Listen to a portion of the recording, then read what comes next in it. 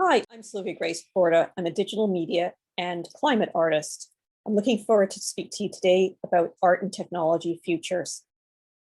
Before I begin, I should say I'm based in Vancouver, Canada, and I'd like to acknowledge the traditional landowners that are here to pay my respects to BC Coast Salish elders, past and present, and to future generations. In regard to art and technology futures, we have to really consider what's technology.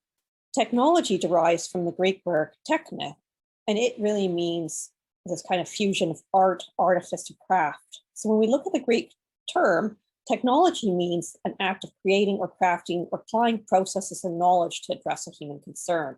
So technology is about human knowledge and problem solving. Art and technology futures, to me, is really about understanding how we can bring language, culture, and a different way of distributed vision into an active, foregrounded space. And what I mean by active is we're also activating communities. We're going to be active in research. We're going to be active in critical thinking. There's going to be a time factor. Sometimes language about technology and about language about what we can do takes a longer time for it to find its own grounded framework. There has to be an integration of knowledge and resources, an understanding of how values and engagement are all going to make what we're doing in terms of art and technology meaningful and impactful. So to me, art and technology futures is about being active, research, thinking, time, knowledge, value, and engagement, as well as anchored to communities. In this example, I'm going to walk you through, I've been able to collaborate with others on creating the world's first community climate Earth observation artworks. And this was undertaken in Ethiopia recently. In particular, we worked with the Rural Organization for Betterment of Agropastoralists, Hussein Wada, the director, public art planners in the city of Dundee, Scotland, my colleague John Keith Donnelly, a climate co-artist and author, Deborah Henderson at Kwantlen University, Noura Bashir and Martha Stencil, Women for Climate, as well as Server, an Earth observation agency based in Kenya, and Kenhan Fisher at NASA. All of these organizations really congealed to create something greater than could have been anticipated working alone. And I'm going to turn it over to Hussein Wata to give you a sense of art and technology futures from a community perspective, and then I'll come back. People from Canada, UK, working with a small village in the village, rural Kabbalists of Kofali, have shown a result. And I want to voice to the other audience, let's come together with respect, with trust. If they come genuinely and support us, we can change the world. Our biodiversity is disappearing. So we want to reactivate, and we want to restore what has been lost in terms of environment, in terms of culture. To give you context, the Oromo peoples live in the Ethiopian highlands. It's a mountainous area, often very temperate, but it has been degraded and there's a huge loss of trees.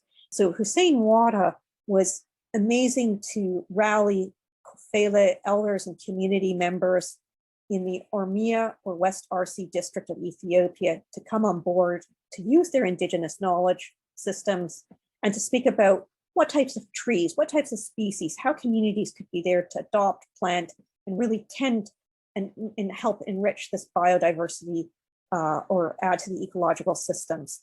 And it's equally important within this art and technology futures is to realize that people have local knowledge that is so important to bring something forward and have it much more impactful in terms of what it can do in terms of community regeneration, resilience, and adding to the technologies and processes of knowledge building and creating solutions. Trees for Life involve many partners, involve the Kofele community, artists, sponsors, and this idea that art and technology could allow us to understand climate variation and to impact the climate in a way that we could monitor it through very simple techniques and processes. What was done? We created a scalable nursery. Number of different types of trees were grown. Some of that product was shareable, But critically in the scalable and shareable, we were also thinking of this project like a social media endeavor where tree saplings could go out and start to create their own rhizomatic paths, and they could create this sort of graded forest area, but they could also be part of the community. They could be adopted, they could be named, they could be cared by different members.